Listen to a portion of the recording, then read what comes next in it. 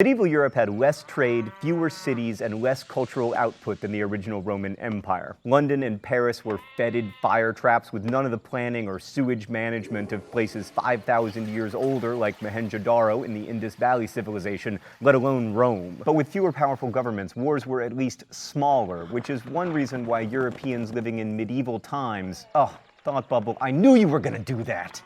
Anyway, people in medieval times lived slightly longer. Life expectancy was 30 than Europeans during the Roman Empire, when life expectancy was 28. Instead of centralized governments, Europe in the Middle Ages had feudalism, a political system based on reciprocal relationships between lords, who owned lots of land, and vassals, who protected the land and got to dress up as knights in exchange for pledging loyalty to the lords. The lords were also vassals to more important lords, with the most important of all being the king. Below the knights were peasants, who did the actual work on the land in exchange for protection from bandits and other threats.